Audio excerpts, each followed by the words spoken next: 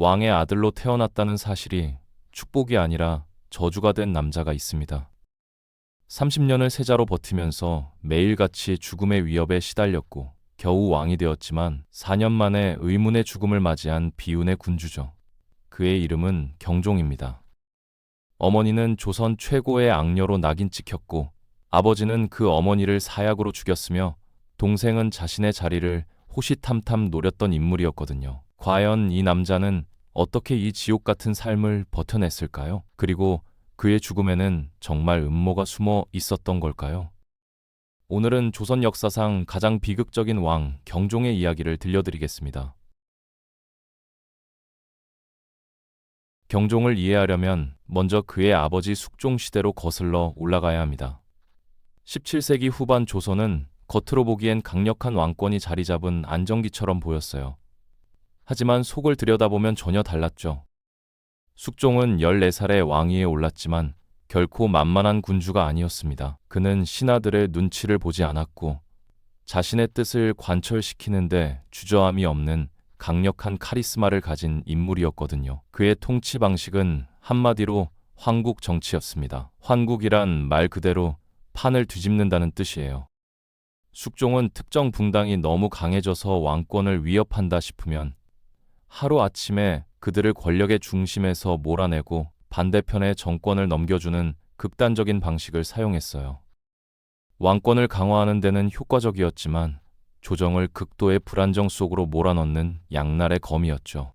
한번 판이 뒤집힐 때마다 수많은 사람들이 숙청당하고 피를 흘렸습니다. 숙종에게는 정비인 인경왕후 김씨가 있었지만 그녀는 안타깝게도 젊은 나이에 세상을 떠났어요. 뒤이어 왕비가 된 인현왕후 민씨는 덕망이 높고 현숙한 여인으로 칭송받았지만 오랫동안 아들을 낳지 못했죠. 왕조 국가에서 왕의 대를 이을 아들이 없다는 건 국가의 근간을 흔들 수 있는 심각한 문제였거든요. 모든 신하들과 백성들이 애타게 왕자의 탄생을 기다리고 있던 바로 그때 혜성처럼 한 여인이 등장합니다.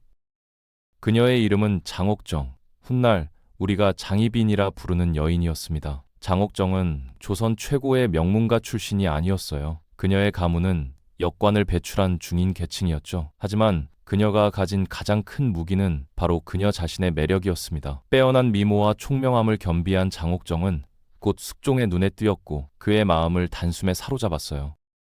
당시 궁궐의 가장 큰 어른이었던 명성왕후 김씨는 아들이 장옥정에게 빠져드는 것을 극도로 경계했고 결국 장옥정을 궁 밖으로 내쫓아버렸죠. 하지만 몇 년 후 명성왕후가 세상을 떠나고 숙종은 한시도 잊지 못했던 장옥정을 다시 궁으로 불러들입니다. 그리고 1688년 10월 마침내 나라를 뒤흔드는 사건이 벌어집니다. 장옥정이 그토록 모두가 기다리던 왕자 숙종의 첫 아들을 낳은 겁니다. 이 아이가 바로 훗날 경종이 되는 이윤이었습니다. 30세가 되도록 아들이 없었던 숙종의 기쁨은 이루 말할 수 없이 컸죠. 하지만 이 아이의 탄생은 기쁨의 시작이 아니라 조선 역사상 가장 잔혹한 피바람의 전주곡이었습니다. 아들 이윤을 얻은 숙종은 아들이 태어난 지 불과 5개월 만에 이 아이를 원자, 즉 다음 왕위를 이을 세자로 정하겠다는 폭탄 선언을 하죠. 숙종에게는 당연한 결정이었을지 모르지만 신하들에게는 엄청난 정치적 파장을 불러오는 문제였어요. 당시 정권을 잡고 있던 서인 세력은 결사적으로 반대하고 나섰습니다. 만약 장옥정의 아들이 세자가 되면 남인 세력이 외척으로서 막강한 권력을 휘두를 게 뻔했거든요. 서인의 영수였던 노학자 송시열은 상소를 올려 숙종의 결정을 정면으로 비판했고 결국 숙종의 분노가 폭발했어요. 1689년 그는 자신을 반대한 서인 세력을 모조리 파직시키고 유배를 보내는 대대적인 숙청을 단행합니다. 송시열은 제주도로 유배되었다가 결국 사약을 받고 죽음을 맞이했으며 수많은 서인 관료들이 목숨을 잃거나 쫓겨났죠. 이 피비린내는 나는 사건이 바로 기사환국입니다. 기사환국으로 서인 세력은 괴멸적인 타격을 입었고 그 빈자리는 장옥정을 지지하던 남인 세력이 차지했어요. 숙종은 서인의 정치적 기반이었던 인현왕후를 아무런 잘못이 없음에도 왕비의 자리에서 폐위시켜 서궁으로 내쫓았고 자신의 사랑하는 여인 장옥정을 새로운 국모로 책봉했습니다. 장옥정은 마침내 조선에서 가장 높은 여인의 자리에 올랐고 그녀의 아들 이유는 명실상부한 왕세자가 되었죠. 하지만 이 모든 영광은 수많은 사람들의 피와 눈물 위에 세워진 거였어요. 어머니가 왕비의 자리에 오르면서 어린 세자 이윤의 지위는 반석 위에 오른 듯 보였습니다. 하지만 화려한 궁궐 생활 이면에는 짙은 불안의 그림자가 드리워져 있었어요. 세자 이윤은 유난히 몸이 약했거든요. 어릴 적부터 잔병치레가 잦았고 체구도 왜소했습니다. 게다가 상황은 또다시 급변하기 시작했어요. 변덕스러운 숙종의 마음이 장희빈에게서 서서히 멀어지고 있었던 거죠. 권력의 정점에 오른 장희빈은 예전의 겸손함을 잃고 오만해졌다는 평가를 받기 시작했고 실망한 숙종은 폐위된 인현왕후를 그리워하기 시작했습니다. 이 무렵 숙종의 마음에 새로운 여인이 들어옵니다. 바로 무수리 출신의 숙빈 최 씨였죠. 그리고 1694년 그녀는 아들을 낳습니다. 이 아이가 바로 훗날 경종과 왕위를 두고 경쟁하게 되는 연인군, 즉 영조입니다. 연인군의 탄생은 조선의 정치 지형을 다시 한번 뒤흔들었어요. 이제 궁궐에 두 명의 왕자가 존재하게 된 겁니다. 한 명은 중전의 아들이자 공식적인 세자인 이윤이고 다른 한 명은 후궁의 아들이지만 건강하고 총명하며 서인들의 지지를 받는 연인군이었죠. 1694년 숙종은 또다시 판을 뒤집었어요. 그는 장희빈의 왕비로 세운 것을 후회한다는 뜻을 내비치며 남인 세력을 몰아내고 서인 세력을 다시 불러들였습니다. 이를 갑술환국이라고 하죠. 폐위되었던 인현왕후가 다시 왕비로 복위되고 왕비였던 장희빈은 다시 후궁 희빈으로 강등되는 치욕을 겪게 됩니다. 하루아침에 어머니가 왕비에서 후궁으로 내려앉는 모습을 지켜본 세자 이윤의 심정은 어땠을까요? 당시 그의 나이는 겨우 7살이었습니다. 자신의 지위가 얼마나 불행한 것인지를 뼈저리게 느꼈을 거예요. 그의 동생 연인군은 아버지 숙종의 사랑을 듬뿍 받으며 무럭무럭 자라났죠. 건강하고 활달한 연인군과 병약하고 내성적인 세자 이윤은 모든 면에서 비교의 대상이 되었습니다. 서인 신하들은 노골적으로 세자를 교체해야 하다는 목소리를 내기 시작했어요. 병약한 세자 대신 총명한 연인군을 새로운 세자로 세워야 한다는 주장이 끊임없이 제기되었죠. 어린 세자 이윤은 거대한 정치적 소용돌이의 한복판에서 홀로 서 있었습니다. 그의 앞날에는 더욱 가혹한 시련이 기다리고 있었어요. 바로 어머니 장희빈의 비극적인 최후였습니다.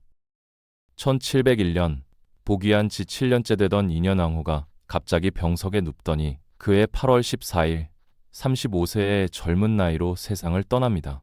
궁궐에는 그녀가 누군가의 저주를 받아 죽었다는 흉흉한 소문이 돌기 시작했고 모든 의심의 화살은 희빈 장 씨를 향하고 있었어요. 인현왕후의 장례가 채 끝나기도 전에 숙빈 최 씨가 숙종에게 충격적인 고변을 올립니다. 희빈 장 씨가 신당을 차려놓고 밤낮으로 중전마마를 저주하여 돌아가시게 했다는 거였죠. 숙종은 즉시 추선당을 수색했고 그곳에서 인현왕후의 형상을 한 인형에 수십 개의 바늘이 꽂힌 끔찍한 물건들이 발견되었습니다. 이는 단순한 질투를 넘어서 국모를 시해하려 한 대역죄에 해당했어요. 숙종은 관련자들을 모두 잡아들여 국문했고 고문 끝에 그들은 모든 죄를 자백했습니다. 이 끔찍한 사건을 무고의 옥사라고 하죠. 이 사건은 희빈 장 씨와 남인 세력에게는 회생 불가능한 치명타였습니다. 신하들은 연일 상소를 올려 희빈 장 씨에게 사약을 내려야 한다고 주장했어요. 어머니가 대역죄인으로 몰렸다는 소식은 당시 14살이었던 세자 이윤에게는 청천벽력과도 같은 일이었습니다. 이윤은 아버지 숙종이 머무는 대전 앞으로 달려가 차가운 돌바닥에 엎드려 눈물로 호소하기 시작했죠. 아바마마 소자의 어미오품이다. 부디 자비를 베푸시어 목숨만은 살려주시옵소서. 그는 몇 날 며칠을 식음도 전폐한 채 석고대죄를 했습니다. 하지만 숙종의 마음은 얼음장처럼 차가웠어요. 그는 아들의 눈물을 외면했습니다. 그에게 희빈 장 씨는 더 이상 사랑했던 여인도 세자의 어머니도 아니었죠. 1701년 10월 10일 숙종은 희빈 장 씨에게 사약을 받으라는 비만기를 내렸습니다. 정사 기록에 따르면 희빈 장 씨는 결국 금부도사에 의해 강제로 사약을 마시고 43세의 나이로 파란만장한 생을 마감합니다. 어머니의 죽음. 이 사건은 세자 이윤의 삶을 송두리째 바꿔놓았어요. 그는 어머니를 지키지 못한 죄인이 되었고 그의 존재 기반이었던 외척 세력은 완전히 붕괴되었습니다. 무엇보다 그의 마음속에는 영원히 치유될 수 없는 깊은 상처와 트라우마가 새겨졌죠. 숙종은 희빈 장씨를 죽인 후 앞으로는 후궁이 왕비가 되는 것을 금한다는 법을 만듭니다. 이는 희빈 장씨와 같은 사례가 다시는 반복되어서는 안 된다는 의지의 표명이었어요. 하지만 이 법은 동시에 세자 이윤에게 또 다른 족쇄를 채운 것이나 다름없었죠. 그의 어머니는 나라의 법으로까지 지정된 죄인이었고 그는 그 죄인의 아들이라는 사실이 공식적으로 낙인 찍힌 셈이었습니다. 어머니 희빈 장씨가 사약을 받고 세상을 떠난 후 세자 이윤의 삶은 송두리째 변했습니다. 아버지 숙종은 아들을 볼 때마다 죽은 희빈 장씨를 떠올리는 듯 했어요. 숙종은 세자를 대하는 태도에서 극과 극을 오갔습니다. 어떤 날은 지극히 살갑게 대하다가도 어떤 날은 사소한 실수 하나에 불같이 화를 내며 내 어미를 닮아 그렇다고 질책했죠. 정치적으로도 그는 완벽한 고립무원이었습니다. 어머니의 죽음과 함께 그를 지지하던 남인 세력은 완전히 괴멸되었거든요. 조정은 갑술 황국으로 재집권한 서인이 장악하고 있었고 이 서인 세력은 시간이 흐르면서 노론과 소론으로 나뉘게 됩니다. 노론에게 세자 이윤은 눈엣 가시 같은 존재였어요. 그들은 죄인의 아들이 왕이 되어서는 안 된다고 공공연히 말하고 다녔죠. 노론의 영수였던 이이명, 김창집 같은 인물들은 세자를 폐위하고 숙빈 최 씨의 아들인 연인군을 새로운 세자로 세워야 한다는 야심을 숨기지 않았습니다. 반면 소론은 어쩔 수 없이 세자의 편에 서야 했어요. 노론이 너무 강경하게 나오자 정치적 균형을 위해 세자를 보호하는 쪽을 택한 거죠. 세자 이윤은 자신을 지켜주는 세력조차 온전히 믿을 수 없는 외로운 처지였습니다. 그의 건강은 날이 갈수록 악화되었어요. 어머니의 죽음이 남긴 충격은 간질과 유사한 발작 증세로 나타났다고 기록되어 있죠. 극심한 스트레스를 받거나 충격을 받으면 갑자기 정신을 잃고 쓰러지는 일이 잦았다고 합니다. 그의 병약함은 노론에게는 세자를 공격하는 더없이 좋은 명분이 되었죠.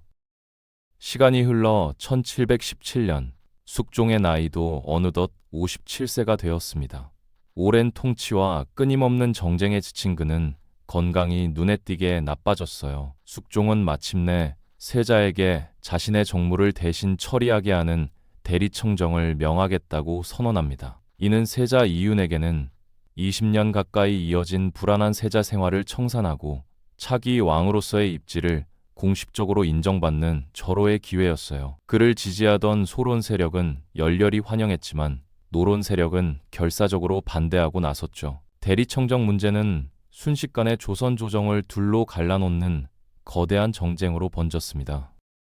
이때 아무도 예상하지 못했던 일이 벌어집니다. 숙종이 갑자기 노론의 손을 들어주며 대리청정 명령을 거두어 버린 거예요. 세자와 소론 세력에게는 하늘이 무너지는 듯한 순간이었죠. 그런데 바로 그날 밤 숙종은 노론의 영수 이이명을 아무도 모르게 자신의 침전으로 불러들입니다. 이 정유독대에서 두 사람이 무슨 대화를 나누었는지는 아무도 몰라요. 하지만 소론 측에서는 숙종이 이 자리에서 이이명에게 세자를 폐위하고 연인군을 부탁한다는 밀지를 내렸을 거라고 굳게 믿었습니다. 독대가 끝난 후 숙종의 태도는 또다시 180도 바뀌어 다시 세자에게 대리청정을 명했어요.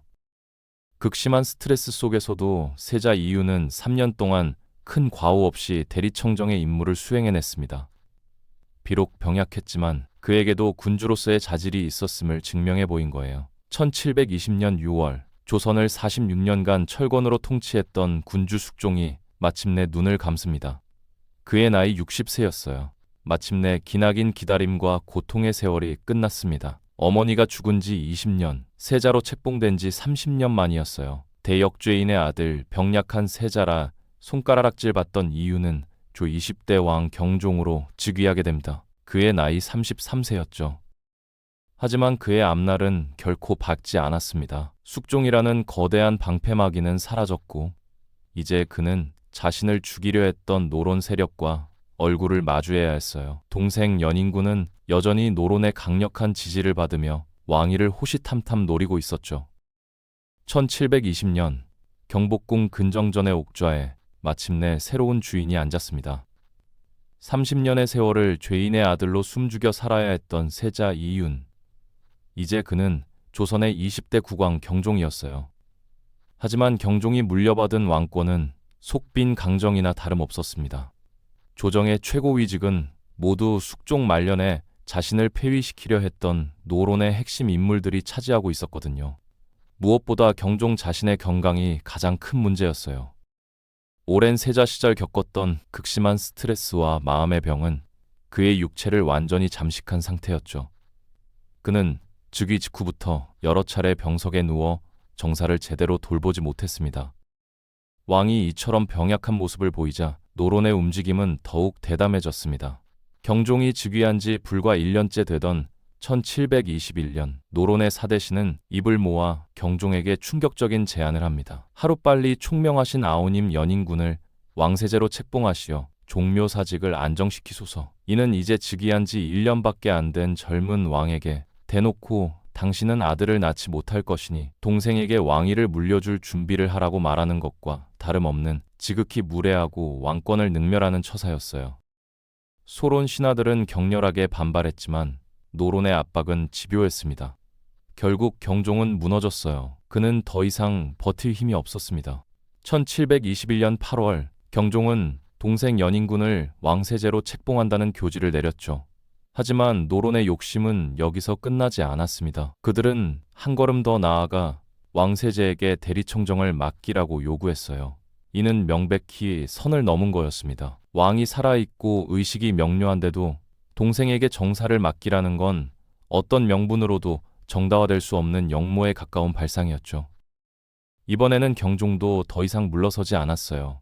그는 소론의 주장에 힘을 실어주며 노론의 대리청정 요구를 단호하게 거부했습니다. 이때부터 전국의 주도권은 서서히 소론으로 넘어가기 시작했어요. 1722년 경종 2년, 전국의 거대한 회오리를 몰고 올 한 장의 고변서가 승정원에 접수됩니다. 소론의 강경파였던 목호룡은 경종을 시해하려는 역모가 진행 중이라고 폭로했고 그 역모의 배후로 노론의 핵심 인물들을 지목했어요. 이 고변은 조선 조정을 발칵 뒤집어 놓았습니다. 경종은 즉시 친국을 열어 역모의 진상을 밝히겠다고 선언했어요. 국문장은 순식간에 피비린내 나는 아수라장으로 변했습니다. 끌려온 노론 관련자들은 모진 고문 끝에 역모 사실을 자백하기 시작했죠. 역모의 배후는 처음에 지목되었던 몇몇 인물들을 넘어 노론 사대신에게까지 확대되었습니다. 이 끔찍한 옥사를 신임년과 이민년에 걸쳐 일어났다 하여 신임목사라고 부르죠. 신임목사의 칼날은 무자비했어요. 노론 사대신이었던 김창집, 이이명, 이건명, 조태채는 모두 사약을 받거나 참수형을 당했습니다. 그들의 가족과 친지, 그들을 따르던 수백 명의 노론 관료들이 죽거나 유배를 갔어요.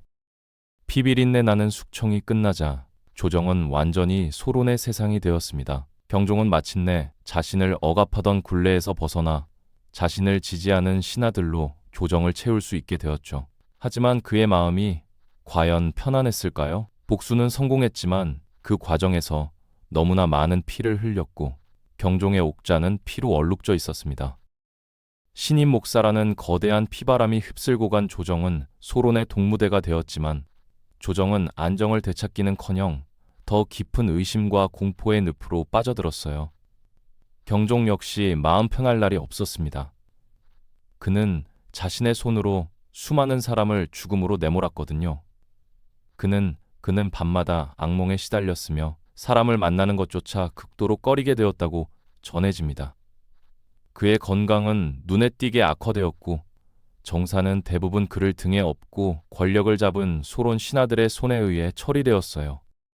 그리고 이 피비린내 나는 정치판의 한가운데 조선에서 가장 위험한 인물이 위태롭게 서 있었습니다.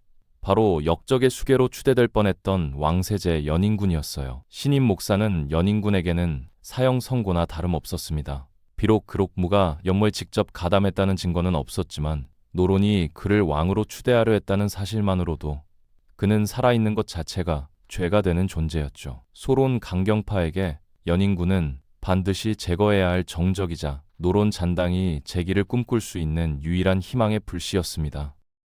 소론 신하들은 하루가 멀다 하고 상소를 올려 왕세제를 폐위하고 사사해야 한다고 주장했어요. 연인군의 삶은 그야말로 살얼음판이었습니다. 그는 언제 자객에게 칼에 쓰러질지, 언제 사약이 내려올지 모르는 극도의 불안감 속에서 하루하루를 버텨야 했죠. 그를 죽음의 문턱에서 구해준 것은 아이러니하게도 형인 경종과 법적 어머니인 대비 인원왕후였습니다. 경종은 동생에 대해 복잡한 감정을 가지고 있었지만 소론의 거듭되는 폐위 요구에도 불구하고 끝까지 윤허하지 않았어요. 세제에게는 죄가 없다. 과인이 부덕하여 벌어진 일이니 다시는 세제를 흔들지 말라고 명했죠. 1724년, 경종 4년, 끔찍했던 신임 목사의 광풍이 잦아들고 조정은 잠시 소강 상태에 접어들었습니다. 하지만 이는 폭풍 전의 고요함과도 같았어요. 경종의 건강은 회복될 기미를 보이지 않고 나날이 악화되고 있었거든요. 그는 더 이상 제대로 걷기조차 힘들었고 대부분의 시간을 침전에 누워 지냈습니다. 그의 병세가 깊어지자 궁궐에는 이상한 기운이 감돌기 시작했어요. 특히 왕의 식사와 약을 둘러싸고 미묘한 신경전이 벌어졌습니다. 당시 어이였던 이공유는 왕의 병을 음어와 양열 때문이라고 진단하고 성질이 뜨거운 약재인 인삼과 부자 등을 처방했어요. 하지만 일부 소론 신하들은 이 처방에 강력하게 반대하고 나섰죠. 그들은 전하의 병은 열 때문인데 어찌하여 열을 더하는 약재를 쓴단 말인가라며 어이를 비난했습니다. 이는 순수한 의학적 논쟁이라기보다는 왕의 건강 문제를 둘러싼 정치적 암투의 성격이 짙었어요. 그러던 1724년 8월, 경종의 병세가 갑자기 위중해졌습니다. 그는 극심한 복통과 설사를 호소하며 혼수 상태에 빠지기를 반복했어요. 왕의 임종이 가까워졌음을 직감한 대비 인원왕후는 급히 왕세제에 연인군을 입시키라는 명을 내렸습니다. 죽음의 문턱에서 경종은 며칠 만에 입궐한 동생을 희미한 눈으로 바라봤어요. 실록은 당시의 상황을 이렇게 기록하고 있습니다. 기력을 차린 경종이 갑자기 게장과 생감이 먹고 싶다고 말했다는 거예요. 게장과 생감, 이 두 음식은 당시에도 함께 먹으면 탈이 나기 쉬운 상극의 음식으로 알려져 있었습니다. 모두가 만류했지만 왕의 간절한 청을 거절할 수는 없었어요. 왕세제였던 연인군이 직접 게장과 생감을 구해 형에게 올렸습니다. 그리고 그날 밤 경종의 상태는 급격히 악화되었어요. 그는 밤새 극심한 고통을 호소하다가 다음날 새벽 창덕궁 환추정에서 조용히 숨을 거두었습니다. 그의 나이 37세, 재위 4년 만의 일이었어요. 조선 20대 왕 경종의 갑작스러운 죽음, 공식적인 사인은 지병의 악화로 인한 병사였습니다. 하지만 그의 죽음은 발표된 직후부터 거대한 의혹에 휩싸였어요. 그 의혹의 중심에는 단 한 사람, 경종의 죽음으로써 가장 큰 이득을 본 인물, 바로 새로운 왕이 된 연인군 영조가 있었습니다. 소론 세력에게 경종의 죽음은 하늘이 무너지는 재앙이었고 영조의 즉위는 결코 받아들일 수 없는 현실이었죠. 그들은 영조가 형을 독살하고 왕위를 찬탈했다고 주장했습니다. 그들의 주장은 크게 두 가지 근거에 기반하고 있었어요. 첫째는 게장과 생감이었습니다. 상극인 음식을, 그것도 어이가 아닌 왕세제가 직접 구해다 바쳤다는 사실 자체가 의심스럽다는 거였죠. 둘째는 어이 이공윤이 처방했던 인삼과 부자였습니다. 소론은 이 약재가 경종의 열을 더욱 심하게 만들어 죽음에 이르게 했다고 주장했어요. 이것이 바로 300년 가까이 이어져 온 경종 독살설의 핵심입니다. 영조는 평생 이 독살설의 굴레에서 벗어나지 못했습니다. 그는 재위 기간 내내 자신은 결코 형을 죽이지 않았다고 항변해야 했고, 이 문제로 인해 수많은 정치적 반란과 위기를 겪어야 했죠. 물론 반론도 만만치 않습니다. 영조를 옹호하는 측에서는 경종이 원래 위중한 상태였으며 게장과 생감은 그의 죽음에 결정적인 영향을 미치지 않았다고 주장해요. 또한 당시 왕세제였던 연인군이 모든 신하와 대비가 지켜보는 앞에서 형을 독살한다는 건 현실적으로 불가능에 가깝다는 거죠. 진실은 무엇일까요? 과연 경종은 지병으로 쓰러져간 비운의 왕이었을까요? 아니면 정적의 손에 의해 희생된 암살된 군주였을까요? 이 질문에 대한 명확한 답은 아마 영원히 찾을 수 없을 겁니다. 그의 죽음은 조선 역사상 가장 깊고 어두운 미스터리로 남아 오늘날까지도 수많은 사람들의 상상력을 자극하고 있어요. 확실한 건 단 하나입니다. 장희빈의 아들로 태어나 평생을 고통 속에서 살았던 한 남자의 비극이 그의 죽음과 함께 완성되었다는 사실뿐이죠. 1724년 8월 경종의 차가운 시신 앞에서 조선의 21대 국왕이 즉위했습니다. 바로 그의 동생 연인군 이금 영조였어요. 옥좌에 오른 그의 얼굴에는 기쁨의 빛이 없었습니다. 궁궐의 공기는 축하의 열기가 아닌 차가운 슬픔과 칼날 같은 의심으로 가득 차 있었죠. 형의 갑작스러운 죽음, 그리고 그 죽음의 가장 큰 수혜자가 된 자신. 영조는 왕이 되는 순간 평생 짊어지고 가야 할 무거운 멍에를 함께 짊어지게 되었습니다. 바로 형을 죽인 왕이라는 주홍글씨였어요. 소론 세력에게 영조의 즉위는 악몽 그 자체였습니다. 불과 2년 전 그들은 경종을 등에 업고 정적인 노론을 괴멸시켰는데 이제 그들의 왕은 사라졌고 역적의 수계로 몰렸던 노론의 희망이 바로 눈앞에서 용상에 앉아 있었죠. 경종 독살설은 걷잡을 수 없는 불길처럼 번져나갔습니다. 계장과 생감, 인삼과 부자, 경종의 마지막 며칠간의 행적 하나하나가 영조의 살해 음모를 뒷받침하는 증거로 둔갑했어요. 소론에게 이 의혹은 단순한 슬픔의 표현이 아니었습니다. 그것은 자신들의 정치적 생존을 위한 마지막 무기이자 새로운 왕의 정통성을 근본부터 뒤흔들 수 있는 가장 강력한 공격 수단이었죠. 왕이 된 영조의 첫 번째 과제는 이 끔찍한 의혹을 잠재우고 혼란에 빠진 나라를 안정시키는 거였습니다. 그는 즉위하자마자 탕평의 기치를 내걸었어요. 노론이든 소론이든 한쪽에 치우치지 않고 인재를 고르게 등용하여 지긋지긋한 당쟁을 끝내겠다는 선언이었죠. 하지만 한번 터져나온 상처는 쉽게 아물지 않았습니다. 영조가 즉위한 지 4년째 되던 1728년, 조선은 건국 이래 최악의 내란준환 중 하나를 맞이하게 됩니다. 바로 이인좌의 난 또는 무신난이라 불리는 대규모 반란이었어요. 반란의 주동자는 이인좌를 비롯한 소론의 강경파 잔당과 숙종시대 몰락했던 남인의 일부 세력이었습니다. 그들은 군사를 일으키며 자신들의 거병이 죽은 경종의 원수를 갚고 왕위를 찬탈한 역적 영조를 몰아내기 위한 의로운 싸움이라고 선언했어요. 그들은 경문을 뿌려 영조가 형을 독살했다는 의혹을 기정사실화했고 이에 분노한 백성들과 억울하게 몰락했던 세력들이 반란군에 속속 합류했죠. 반란군은 순식간에 충청도 청주성을 함락시키고 경기도 안성과 축산까지 진격해왔습니다. 한양이 바로 코앞이었어요. 이 절체절명의 위기 속에서 영조는 군주로서의 비범한 면모를 보여줬습니다. 그는 신하들 뒤에 숨지 않았어요. 그는 직접 군복을 입고 창덕궁 도나문 앞에 나아가 도성과 백성을 지키기 위해 모인 군사들을 마주했죠. 그는 눈물을 흘리며 외쳤습니다. 과인이 부덕하여 이런 변란을 맞았으니 모든 것이 나의 죄다. 하지만 저 역도들은 죽은 형님의 이름을 팔아 나라를 어지럽히고 있다. 경들은 나와 함께 종묘사직을 지키고 저 흉악한 역도들을 물리쳐달라. 왕이 직접 목숨을 걸고 전장에 나서겠다는 의지를 보이자 혼란스럽던 군심은 하나로 뭉쳤어요.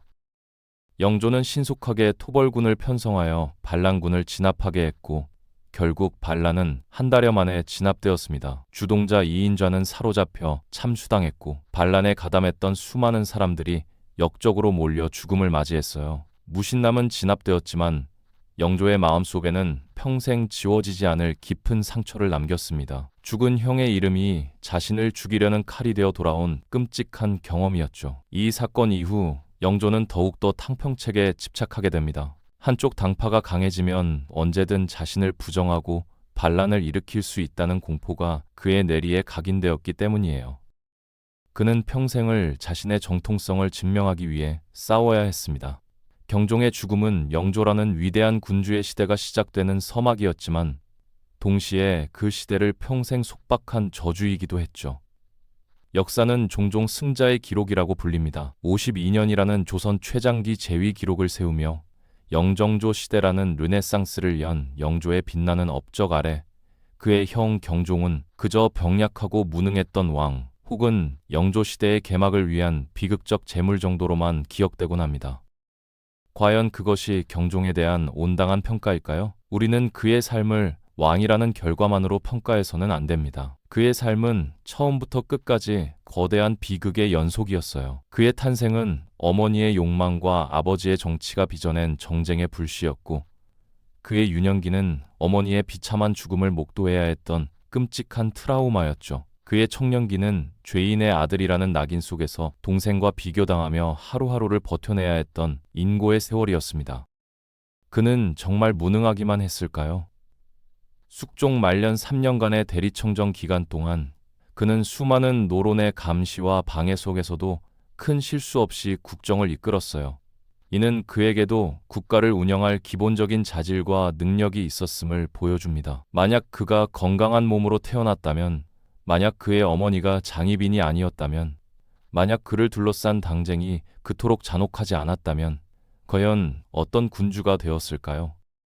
그의 4년 재위 기간은 신임 목사라는 피비린내 나는 숙청으로 얼룩져 있습니다. 이를 두고 그의 우유부단함과 잔혹함을 비판하는 시각도 있어요. 하지만 평생을 죽음의 위협 속에서 살아온 한 인간이 마침내 자신을 지키기 위해 휘두른 마지막 칼날을 우리는 과연 쉽게 비난할 수 있을까요? 그의 행동은 권력욕에 취한 폭군의 모습이라기보다는 벼랑 끝에 몰린 한 인간의 처절한 자기 방어에 가까웠을지도 모릅니다.